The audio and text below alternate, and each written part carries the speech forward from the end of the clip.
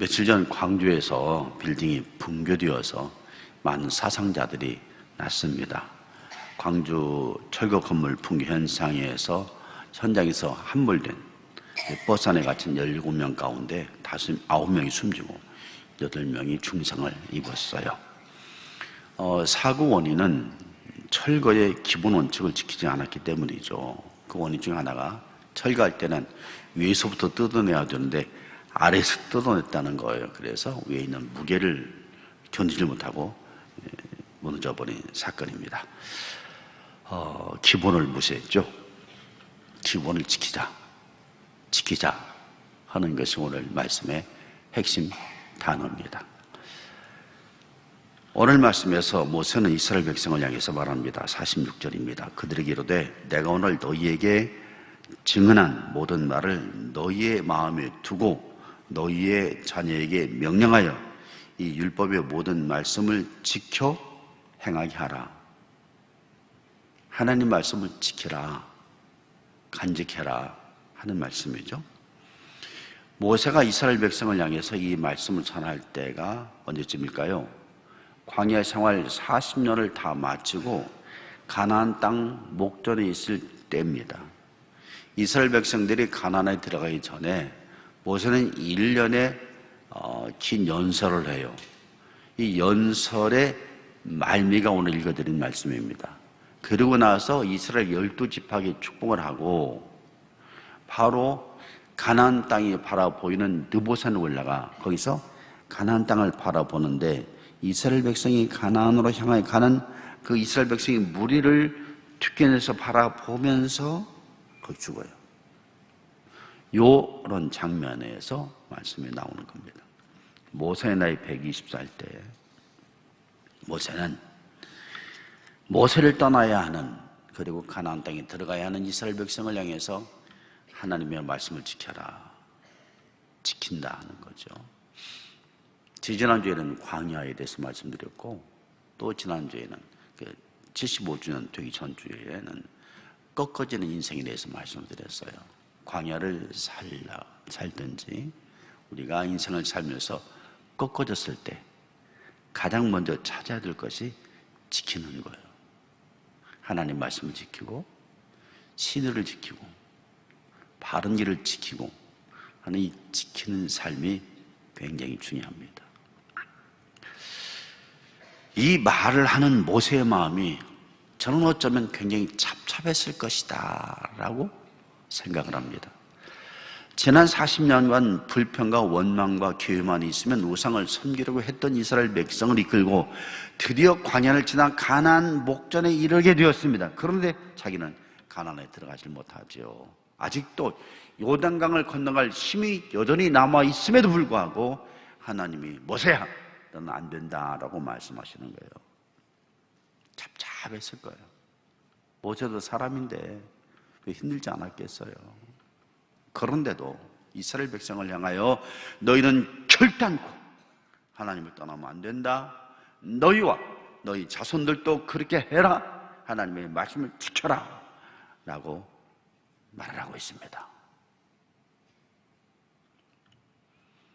모세는 지금까지 살아오면서 몇 번의 신앙적 위기를 만납니다. 첫 번째는 궁궐에서 쫓겨났을 때입니다. 그가 쫓겨난 이유는 이스라엘 백성에 대한 애정 때문이었죠. 이스라엘 백성을 괴롭히는 애국 군사를 죽였습니다. 그것 때문에 모세는 왕자로서 애굽에서 살지를 못하고 궁궐에서 살지를 못하고 홀로 미디안 광야에 나와서 40년을 삽니다.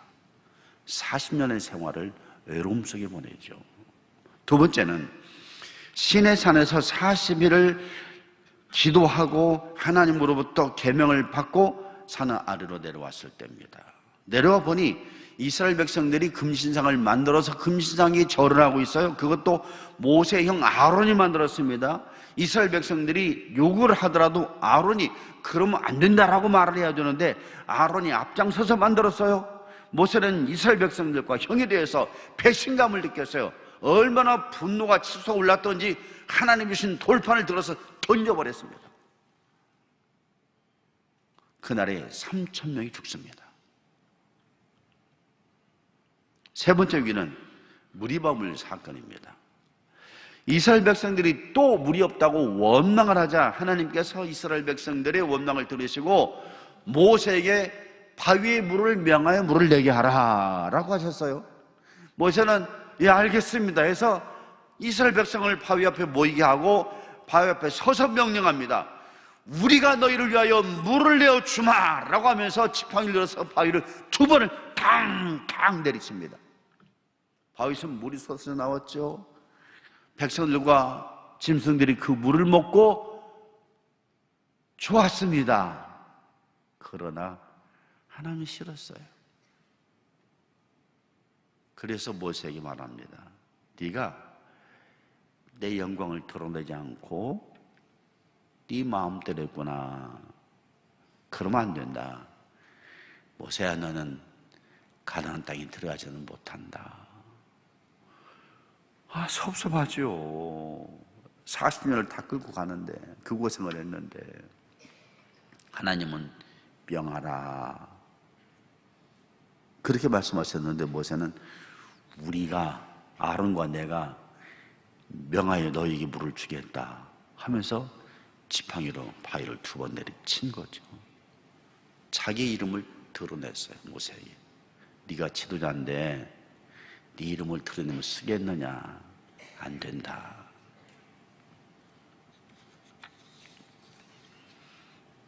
이 세 가지 사건은 모두 모세에게 충격적인 사건이죠. 나름대로 이스라엘 백성들과 하나님의 이름을 위해서 일을 한다고 했습니다. 그런데도 모세에게는 계속 전혀 기대하지 않았던 결과를 만들어줬어요. 애국 궁궐에서도 광야로 쫓겨 도망했죠. 시내산에서 기도하고 내려왔는데 이스라엘 백성은 우상 숭배함으로 형 아론은 모세를 배신함으로.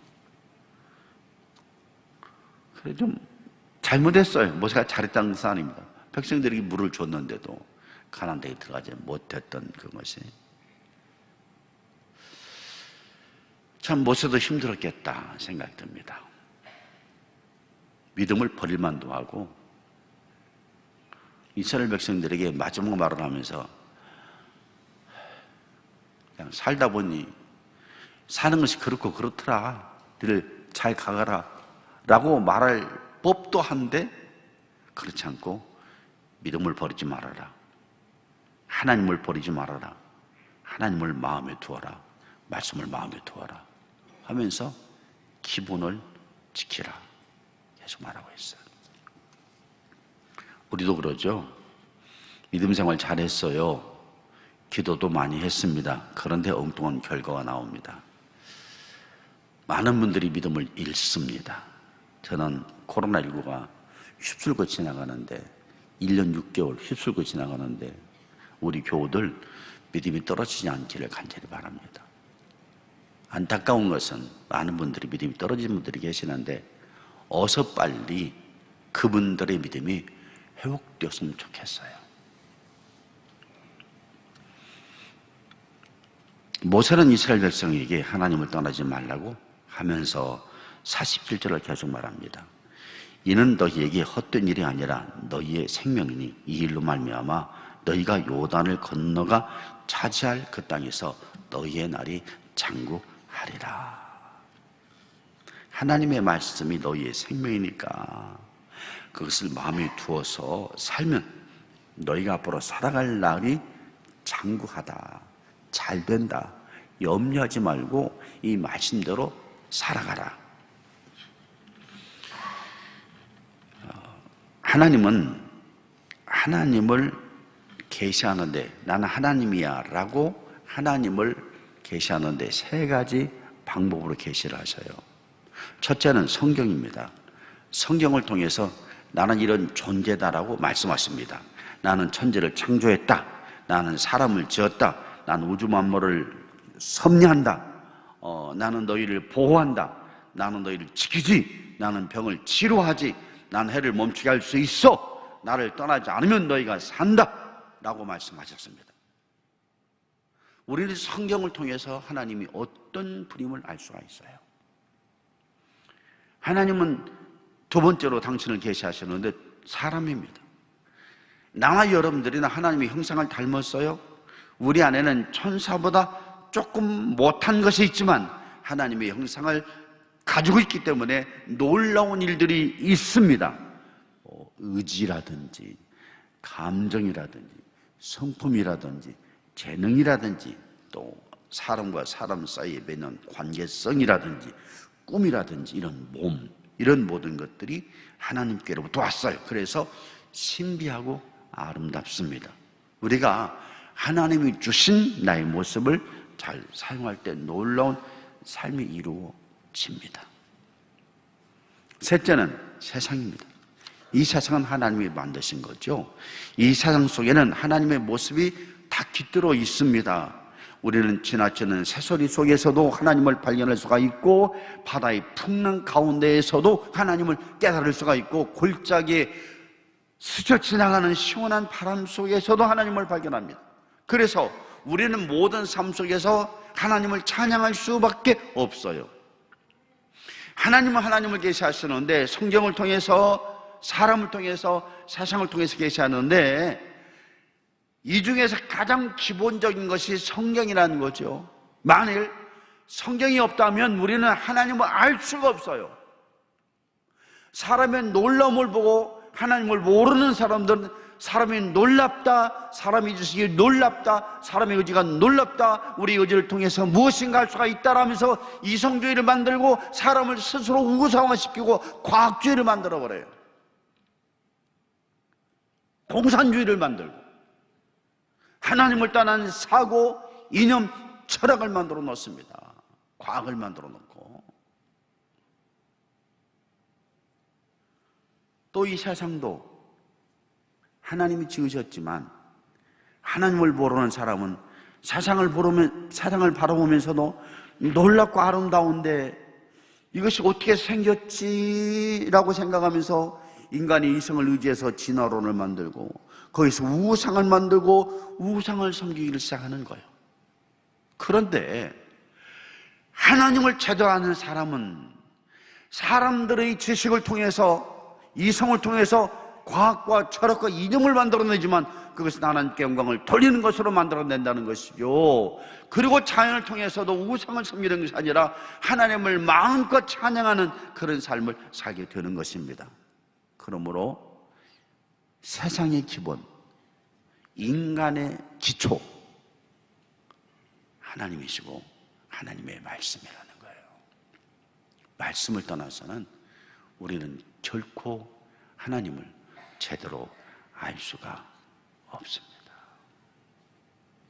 그래서 모세는 그 살아오면서 하나님을 발견했기 때문에 떠나기 직전에도 찹찹한 마음 속에도 자기의 마음은 감추고 하나님을 마음에 새겨라, 떠나지 말아라, 말씀을 지켜라.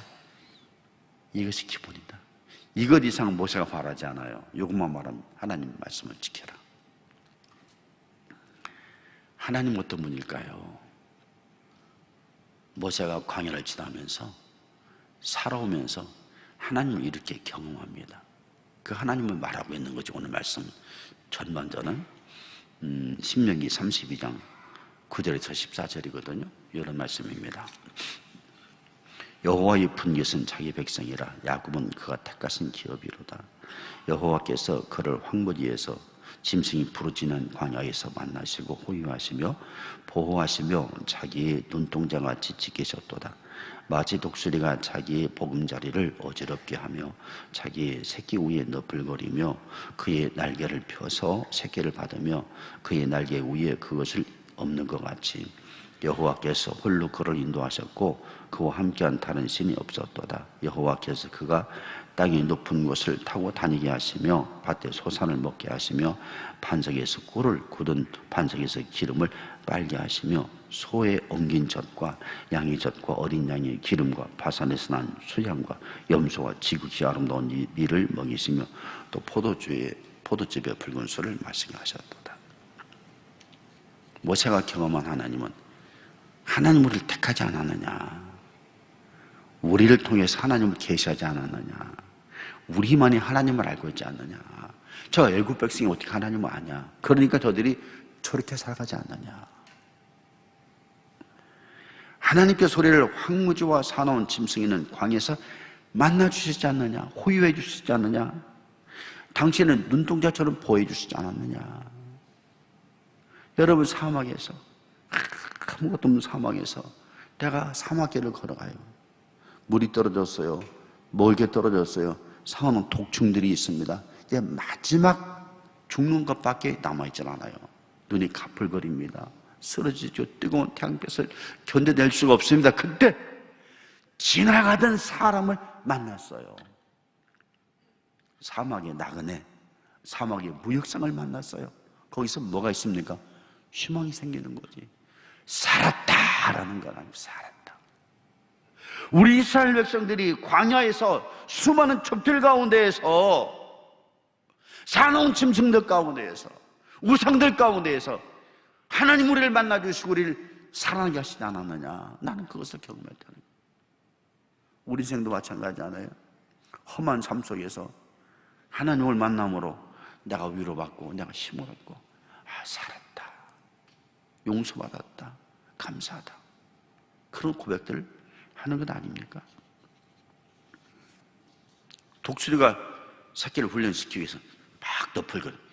일어나. 달아봐. 독수 둥지에서 팍 밀어 내쳐요. 독수리가 쫙 떨어지는 걸 쫙 내려가서 날개로 받지 않습니까? 저는 인생 살면서 한 가지 깨달은 게 있어요, 여러분. 아픔이라는 것, 광야를 만나거나 내 인생이 꺾이는 사건을 만났을 때 그것은 아픔이 아니라 선생이었다는 거예요. 선생. 여러분, 세상을 살면서 아픔과 고통과 광야를 겪어보지 않는 사람은 단 한 사람도 없습니다. 다 똑같이 겪는 건데 어떤 사람은 위대한 사람이 되는 것이고 어떤 사람은 아주 인생이 바랄 것이 없는 사람이 돼요. 그 이유가 뭔지 아세요? 광야길에서 승부가 나는 거예요. 광야길에서. 광야를 갔다가 왜 내가 이런 사건을 만나지? 나쁜 사람, 나쁜 환경, 저주하고 욕을 합니다. 그러면 패배자가 돼요. 그러나 광야에서 내가 드디어 선생을 만났구나. 이 광야가 나에게 무엇을 가르치지? 내가 여기서 무엇을 얻지? 내가 변화시켜줄 것이 뭐지? 내가 배워야 할 것이 뭐지? 하면서 터득해 나가는 사람은 나중에 스승이 되는 거예요. 위대한 스승이. 하나님 우리를 그렇게 만들어줬잖아요. 이스라엘 백성들은 광야에서 억울한 일, 힘든 일을 만날 때마다 불평했지만은 모세는 거기에서 선생님을 발견한 거죠. 위대하신 선생님 하나님을 발견했어요. 그래서 무리바물 사건 속에서도 하나님, 제가 잘못했어요. 용서해 주세요. 하나님 말씀대로 느보산에서 이스라엘 백성들을 존송해 주고 제가 여기서 죽겠습니다 라고 말합니다. 하나님께서 이스라엘 백성들에게 먹일 걸 주셨어요. 광야에서도 밭에 솟은 꿀과 기름과 젖과 밀을 주셨어요.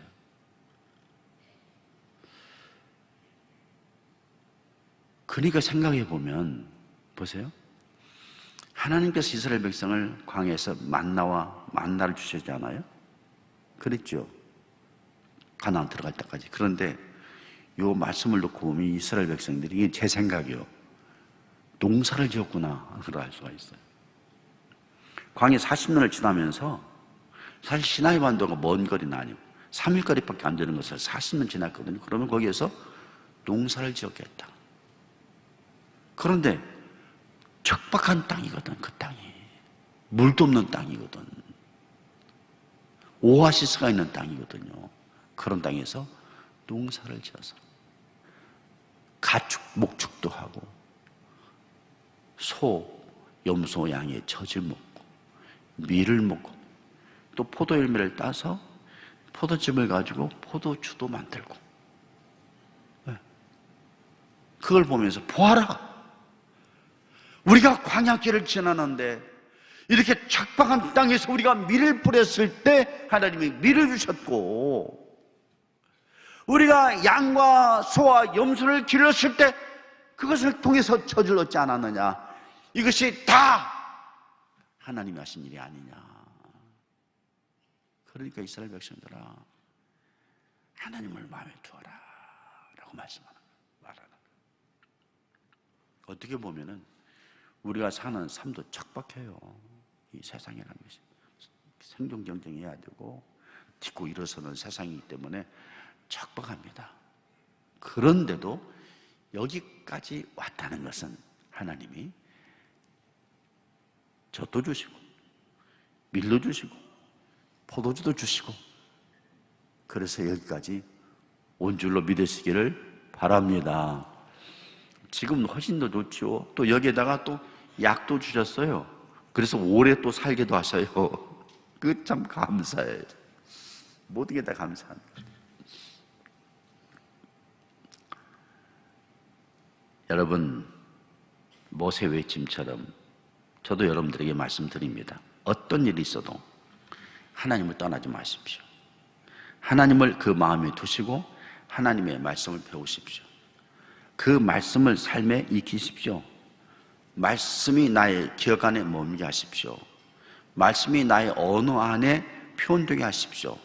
말씀이 나의 행동 통해서 나타나게 하십시오. 무엇보다도 말씀이 내 삶에 녹아들게 하십시오. 밥을 할 때 잡곡밥을 한단 말이죠. 저는 밥을 안 해봤기 때문에 모르지만 아마 흰 쌀밥만 했을 때 하고 잡곡을 많이 넣어서 했을 때와 물의 양이 조금은 다를 겁니다. 그죠? 그러죠? 똑같은 양은 아닐 거예요. 그러면 그 잡곡밥을 할 때 물의 양을 적절하게 넣어서 밥을 하면은 모든 밥이 차지게 잘 어우러져서 맛있게 먹을 수가 있어요. 그런데 물의 양을 적게 한다거나 뭐 좀 잘못하면은 밥이 설익어가지고 다 떼글떼글 다 흩어집니다. 맛이 없어요. 먹을 수가 없습니다. 콩에서도 익지도 않은 콩, 그런 여러 가지 것들이 제대로 안 섞이니까. 신앙생활에 제일 좋은 것은 이 잘 익은 밥처럼 내 안에 모든 것이 녹아서 하나가 되는 거예요. 녹아서 하나. 보세요. 기도를 열심히 하는데, 교회 나와서 기도는 열심히 하는데 밖에 나가면 맨날 욕만 해. 그건 설익은 밥이에요. 그러죠? 찬송은 잘하는데 밖에 나가서는 얼마나 짠한편인지 몰라. 그건 설익은 밥이에요. 기도를 잘하고 성경을 많이 읽고 찬송을 많이 했으면, 교회 나와서 봉사를 많이 했으면 그것이 내 삶 속에 그대로 잘 이렇게 스며들어서 잘 익은 밥처럼 사연 나와서도 나를 잡숴보세요. 나를 잡숴보세요. 맛있죠? 다 하나님 은혜입니다. 요게 잘 익은 밥이란 말이죠. 요렇게 살아야 된다는 거예요. 우리 삶이. 그러기 위해서는 첫째로 결단코 하나님 안에 머물러 있어라. 마치 홍수가 나서 물이 휩쓸려 나가는데 나뭇가지가 하나 있어요. 딱 붙들어. 그럼 놓습니까? 놓지 않습니까? 죽어도 안 놔. 구조동 올 때까지 안 놓는 거예요. 아주 가파른 경사길, 한 막 80도나 70도의 경사길 등산하다가 쫙 미끄러졌어요. 경사가 심고 질기도 해. 떨어지면 죽는다고. 근데 옆에 딱 난 소나무 나무뿌리를 보고 딱 잡았어요. 놓습니까? 안 놓습니까? 안 놔. 말씀은 그렇게 붙들으라는 거예요. 장사가 잘 되잖아요. 적당히 속이면서 장사를 하고 싶어요? 아닙니다. 어려울 땐 더더욱 정직하게 성실하게 웃으며 장사를 해야 된다고. 이게 맞는 거라고. 공사를 해요. 그럭저럭 공사하면 이익이 좀 남습니다. 그러면 안 된다는 거예요. 이익이 들려더라도 제대로 해야 된다는 거예요. 제대로. 이게 말씀이라는 거예요. 교회가 주당청 말씀을 읽고 그거 아니에요. 어떤 분이 장사를 하는데 장사가 안 되니까 그래 목사님이 말씀을 잘 지키라고 그랬지 나는 말씀을 읽어야지. 아침부터 밤늦게까지 말씀만 보는 거예요. 누가 물건 사러 오면 나 성경 읽을 테 당신 알아서 가져가세요. 옆집 가세요. 그게 아니고, 제 말이 무슨 뜻인지 알겠죠? 그게 아니고 신앙이 내 안에서 스며들어 익혀서 그걸 삶으로 드러내 결단코 그러는 결단코. 둘째, 하나님의 말씀을 삶의 지침으로 삼아야 되는 거죠. 이 망하는 회사, 잘 되는 회사에 차이점이 있어요. 망하는 나라, 잘 되는 나라에 차이점이 있습니다. 이 잘 되는 회사는 그 회사의 가치가 분명하고 그 회사가 우리는 이렇게 하겠습니다라는 그 지침이 분명합니다. 그리고 그 지침을 어떤 일이 있어도 지켜요. 아무리 힘들어도. 그런데 망한 회사는 그런 지침도 없고 적당히 많아. 적당히 넘어가가지고 적당히 돌려오면 되는 거예요. 나라도 마찬가지죠. 지금 미얀마가 그렇지 않습니까? 그 나라의 군인들이 이건 나라가 잘못됐다 자기들 판단이 구태타를 일으켰어요. 그런데 백성들은 우리는 군대를 못 믿겠다. 계속 갈등이 생기지 않습니다. 백성은 백성대로, 대통령은 대통령대로 자기 마음대로 하는 거예요. 그 나라에 지침이 없습니다. 그럼 나라가 망해요. 우리 삶도 마찬가지예요. 내 마음대로 살아가는 것 아니에요. 그 나라 안 됩니다. 우리를 저런 망나니 같은 놈이라고 말하는 사람 있죠? 누구를 망나니라고 그래요? 지멋대로 하는 사람을 망나니 같다고 그래요. 지멋대로 사는 사람 제대로 되는 거 봤어요? 안 돼요. 지침이 있는 거예요. 하나님 말씀의 지침. 그걸 따라가야 돼요.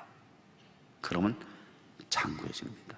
세 번째, 하나님을 대대로 전해야 되는 거예요. 자손 대대로. 말씀은 나의 문제가 아니죠. 세상의 문제죠. 그래서 예수님도 땅끝까지 복음을 전하라 하셨습니다. 기독교는 구석에 있는 종교, 방구석에 있는 종교, 어디 혼자 있는 종교, 무인도에 있는 종교가 아니고 기독교는 세상에 있는 종교, 요새에 있는 종교, 방이 수백 개가 있는 종교예요. 나의 친절, 나의 정직성, 나의 성실성, 나의 섬김, 나의 사랑으로 세상에 계속 들어가야 되는 거예요, 기독교가. 사랑하는 성도 여러분, 기본이 중요합니다. 요즘은 건강이 면역력이라는 얘기가 많이 나와요. 면역이 자꾸 떨어지니까 나이 들어갈수록 면역세포가 자꾸 쇠약해지니까 건강을 자꾸 잃어서 조그만 병도 힘들게 되거든요. 그래서 면역력을 기르기 위해서 면역제 그런 여러 가지 건강기능식품들이 많이 나옵니다. 면역이 떨어졌다는 것은 사람 몸의 기본이 떨어졌다는 거죠. 기본이. 인생도 마찬가지예요. 기본이 무너지면 안 됩니다. 기본을 지키고 기본을 사수해 나가야 돼요. 우리의 가장 기본이 무엇이죠? 하나님이십니다. 천지를 창조하신 그분, 또 그분의 말씀. 이 말씀을 어떤 일이든지 결코 붙들고 결통을 놓지 말고 그 말씀의 힘대로 나와 육과 함께 살아가시는 여러분 되시기를 주의 이름으로 축원합니다.